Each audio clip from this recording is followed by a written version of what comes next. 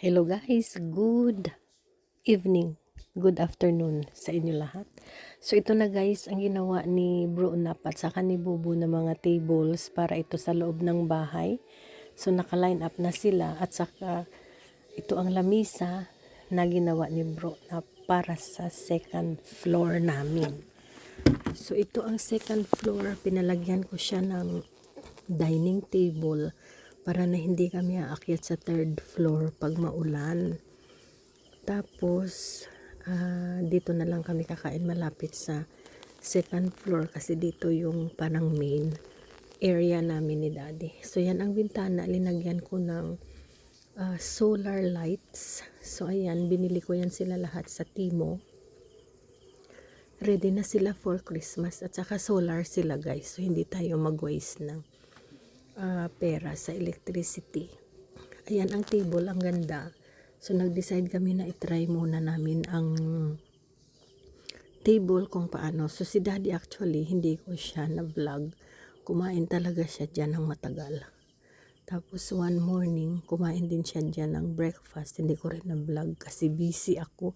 Pag morning guys, naglilinis, nag-aayos, na ready to open the house kasi minsan may marami tayong gagawin, tapos may workers kami minsan, so naging busy talaga ang beginning of the morning namin, habang minsan si Daddy natutulog kasi siya ang medyo nagsisleep in siya. So ayan, ang sarap ng kain ko dyan. Ayan si Daddy nag-join in, so baka na video ko siya, hindi ko sure. Ayan, pero nakaka-relax dito kasi ano yung hangin. Actually yung sa likuran ko may aircon dyan, so pinalagyan ko siya ng parang barrier kasi lumalabas yung init ng aircon. So yung sa machine, yan yung aircon na sa ventilation ng aircon, so linagyan namin ng parang barrier, tapos nagpalagay kami ng electric fan para man lang may hangin-hangin kung hindi siya masyado mahangin. So okay na siya guys. Ang electric fan binili namin, wall fan, binili namin ni Daddy sa SM, nag-buy one, take one sila. So which is really good. So ayan, kain tayo guys. Sarap ng ng area na yan guys, kakainan. Okay naman kasi at this time walang lamok. So very good. Nakapag-relax talaga kami.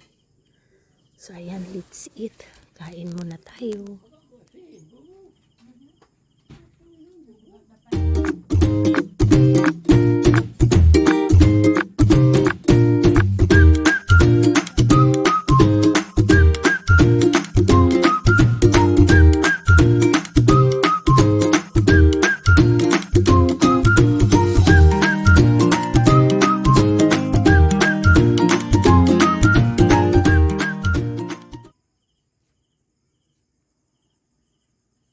Oh, ayan guys, so ang ganda ng bintana.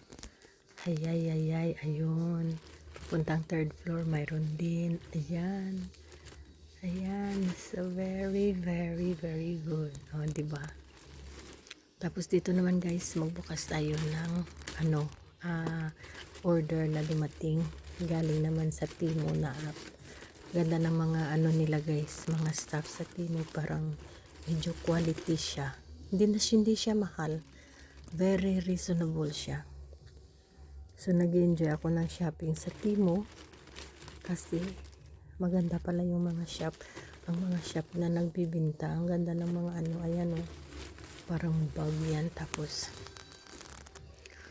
ay marami akong in-order, nalimutan ko na, para yung mga ano ba yan, may para yung garter na slim knickers, slim panties yun. Tapos mga Christmas lights yan. Ayan, dami kong in-order na mga colored lights na solar lahat sila. So ayan, may calculator ako para sa shop. Napakaganda ng calculator na yan guys. Maraming medyas kasi may gusto bumili, so binilhan ko na lang sila. Ayan, tapos nakabili din ako ng travel towel na para yung maliit lang siya tapos pag binuksan mo malaki. Maganda yung calculator na to guys. Very useful siya sa shop at saka very Good afternoon, guys. din sa shop. So, dito tayo. Very Paggawa solid. tayo ng cover for the Yung button para niya, sa ang ganda. aircon, Pakita guys. ko sa Ayan inyo dyan. one day. lagyan natin ng cover para ang mga nakaupo dito sa table hindi masyado langhap ng mainit, sarap. And then may fan tayo dyan na pinalagay. Ibilhan lang natin ng extension cord kasi hindi makaabot. So ito, yan, nandito yung plug. So we need a little bit of extension cord. Mayroon kami dito guys, pero lahat man ay Australiano. So lahat na mga plugs hindi kasya. So ayan, si daddy ito, nag-drive ng motor. So kakain tayo, nagluto si April ng sabaw. Ayan. And then kain tayo guys, parang uulan siya. Para siyang mag-rain. Ayan. So ito yung ginagamit ko for exercise. Nagwi-weights ako. Magaan lang naman guys. So hindi naman siya guys mahirap. Ayan. So okay. Kain tayo, kain. Init. Init guys, init. So this aircon ang init pag walang aircon.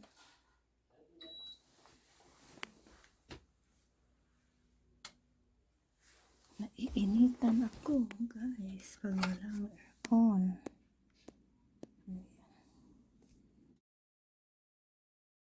Okay guys, kain tayo. Lunch.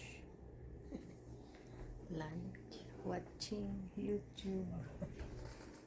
Medyo mahangin siya guys at saka medyo gusto niyang umulan. So hayaan lang siya natin. Let's just kain lang tayo. Ito guys ang relleno na crabs galing sa AB Magalona. Ayan. Saka ito yung laman niya. Ayan. Bigay ng friend ko si Erica. Thank you Erica. Bigay niya for my birthday. Marami to mga siguro 10 or 15 na ganito. Marami siya. Thank you so much.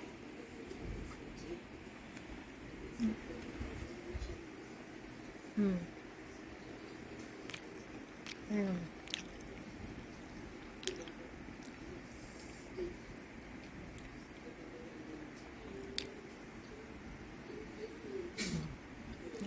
Guys, umuwi si daddy basang-basa. Basa yung bag niya. Oh.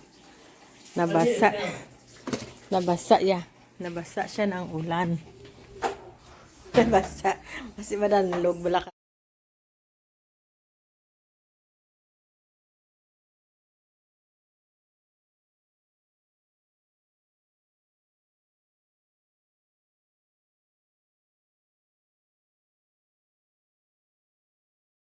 So dito guys, pumunta kami ni daddy sa City Mall.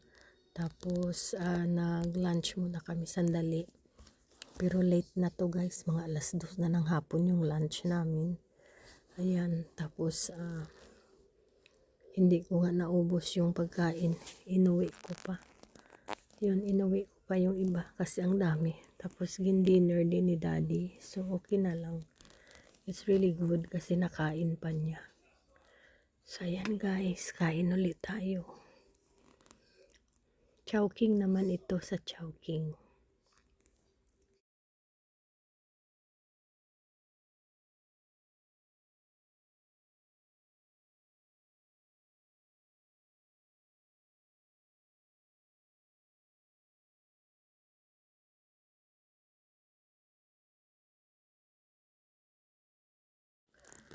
So ito guys, yung pinagawa ko na parang stopper siya ng heat. Ayan, pero linagyan pa rin namin ng ventilation sa gitna para hindi siya masuffocate.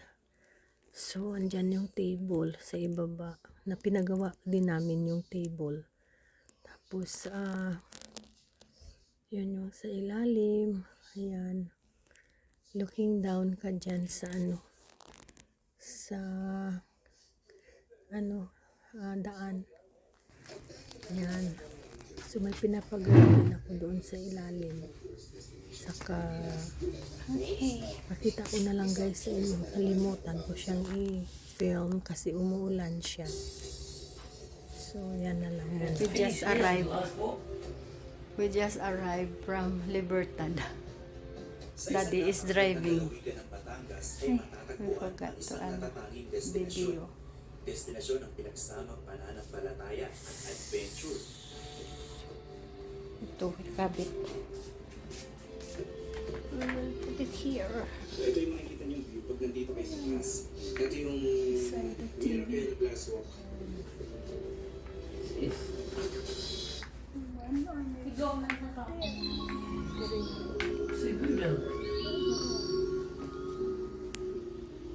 So, ito ga yung photo namin ni Daddy. Matagal na yan. So, naka-frame siya sa Australia. So, kinuha lang yung frame. Dinala namin yung photo.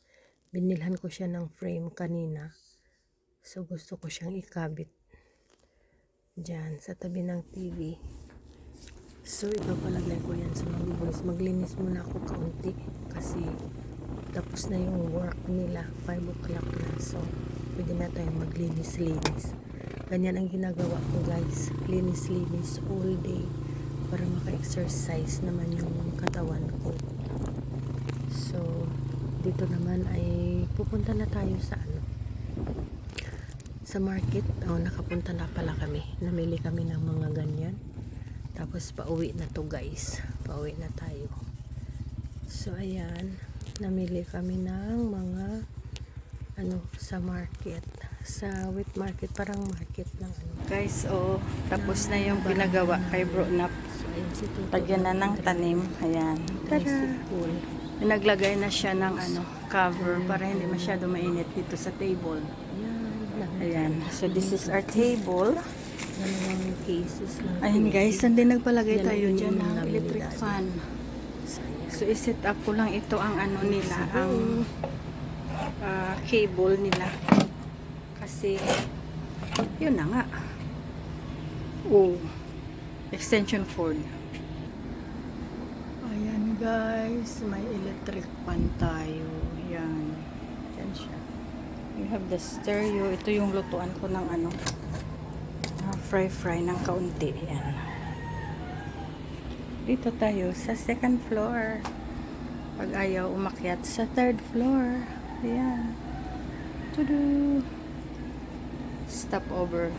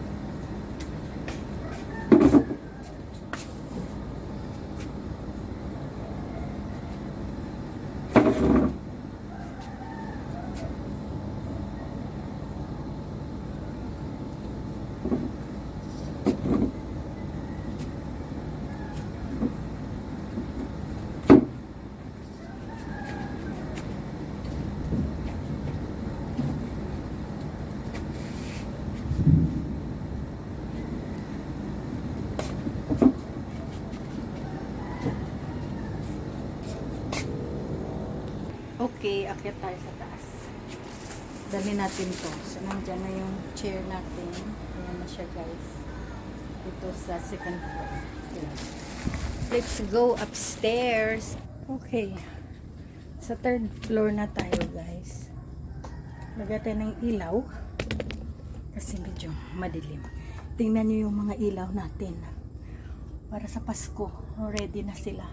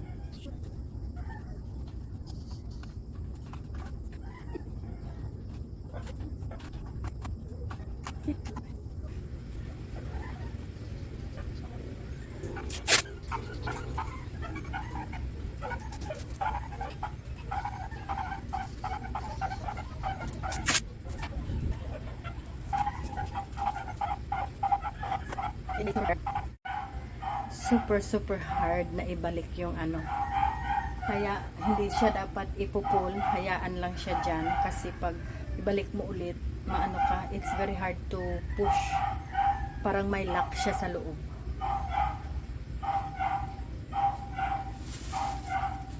So pumunta kami sa sa Pure Gold. Bumili kami ng mga nagbili si Daddy ng ito, dalawa. Tapos ito ay binili ko yung garlic beef tapa. I can cook that tomorrow. Binilan ko siya ng marinated na belly bangus. Tapos binilan ko siya ng isang tonkatsu. Wait. Tonkatsu cheesy. Ayan. Para na may kakainin naman si Daddy. Tapos bumili ako ng mga tubig, mga para din sa store. Nakaabot ako ng mga 2,900. Malapit 3,000 today. Ang in grocery kasi may tubig, may mga soft drinks. Ayun. So ito ay ilalagay na lang natin dito sa fridge. Saan yung fridge natin? Ayan siya.